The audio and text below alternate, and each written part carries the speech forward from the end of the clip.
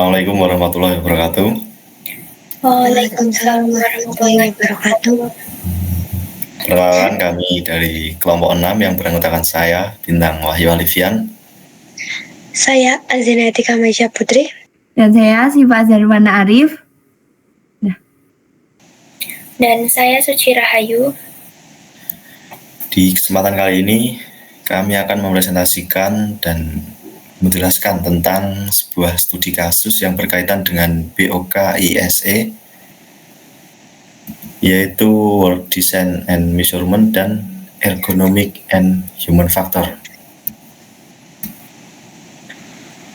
Jadi yang disebut Work Design and Measurement yaitu proses terintegrasi antara manusia, mesin, dan teknologi untuk menghasilkan suatu produk atau layanan secara efisien dan efektif melalui perancangan dan pengukuran kinerja. Tujuan dari Work Design and Measurement sendiri yaitu menciptakan lingkungan kerja yang terstandarisasi, yang meningkatkan kepuasan pekerja, serta menghasilkan nilai bagi pemangku kepentingan. Dalam sistem kerja ini, waktu adalah mata uang yang krusial. Di dalam sistem kerja melibatkan dekomposisi, definisi, integrasi, rekombinasi, dan verifikasi sistem antara manusia dan mesin, termasuk metode kerja, peralatan, teknologi, dan lingkungan kerja yang diperlukan untuk menjalankan aktivitas produktif dalam suatu perusahaan. Kunci dari proses ini adalah memastikan fungsi sumber daya manusia dan mesin terintegrasi dengan baik ke dalam pekerjaan sehari-hari.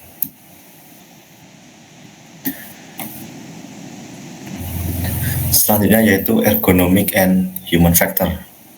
Yang disebut ergonomi dan faktor manusia yaitu bidang penelitian dan praktik yang berkaitan dengan perancangan dan analisis peralatan dan perangkat yang sesuai dengan tubuh manusia dan kemampuan kognitifnya.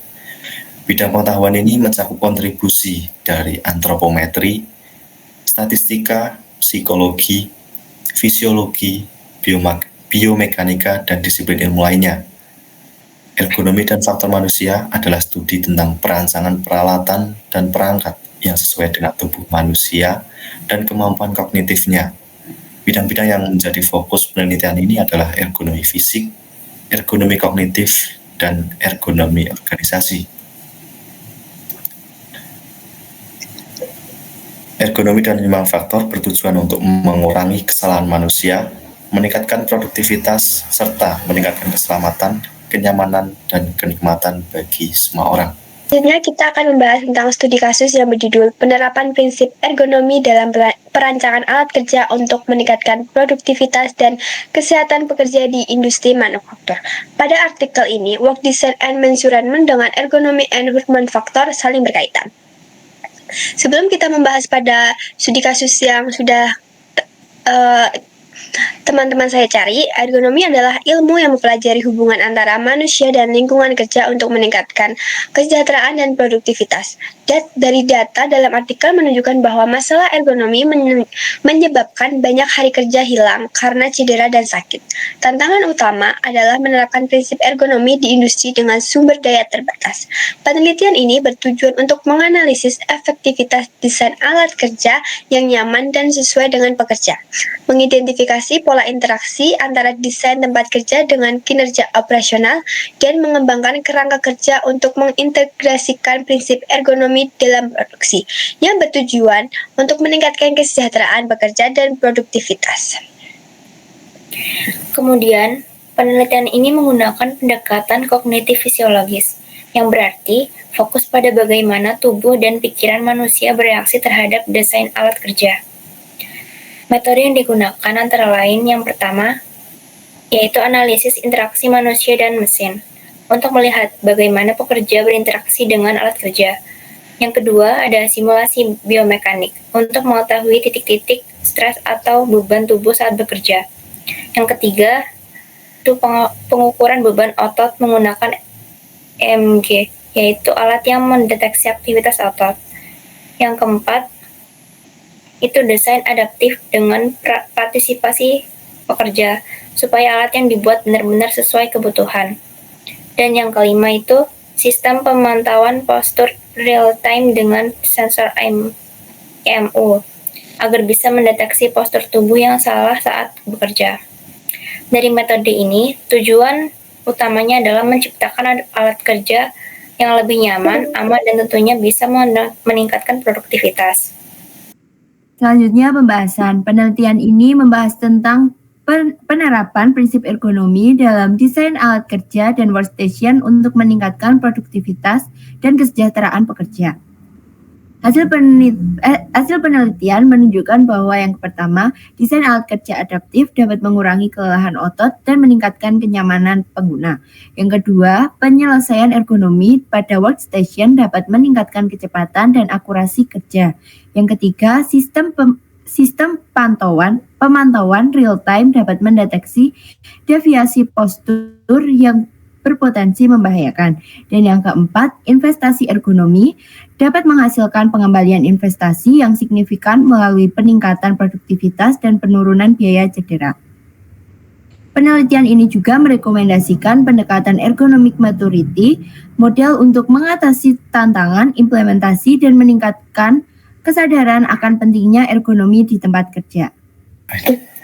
Selanjutnya, kesimpulan yang terdapat dalam artikel penelitian ini menunjukkan bahwa optimasi ergonomi dapat meningkatkan efisiensi, produksi, dan kesejahteraan pekerja. Hasil yang pertama yaitu desain alat kerja yang adaptif, mengurangi beban otot hingga 35%. Yang kedua, sistem pemantauan postur dapat menurunkan insiden cedera otot hingga 41%. Yang ketiga, investasi ergonomi menghasilkan pengembalian investasi sebesar 230% melalui peningkatan produktivitas dan penghematan biaya cedera. Penelitian ini merekomendasikan pendekatan partisipatif dan pengembangan standar nasional untuk database antropometri lokal. Temuan ini dapat membantu industri manufaktur mencapai produktivitas berkelanjutan dengan desain yang berpusat pada manusia. Selanjutnya adalah kesimpulan dari Work Design and Measurement dan Ergonomy and Human Factor. Hubungan keduanya terlihat dalam upaya menciptakan lingkungan kerja yang meningkatkan kepuasan pekerja, produktivitas, dan nilai bagi pemangku kepentingan. Work Design and Measurement menyediakan kerangka pengukuran kinerja untuk mengevaluasi efektivitas integrasi manusia dan mesin. Sedangkan Ergonomy and Human Factor memastikan bahwa desain tersebut meminimalkan resiko cedera, kelelahan, dan ketidaknyamanan, sehingga mendukung kesejahteraan manusia dalam sistem kerja. Contohnya pada studi kasus yang kami bahas yaitu penerapan prinsip ergonomi dalam perancangan alat kerja untuk meningkatkan produktivitas dan kesehatan pekerja di industri manufaktur.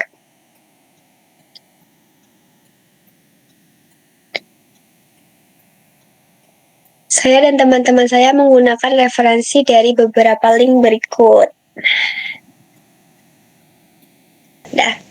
Sekian dan terima kasih. Mungkin itu saja presentasi dari saya dan teman-teman saya dan memohon maaf apabila terdapat kesalahan dalam mempresentasikan hal ini.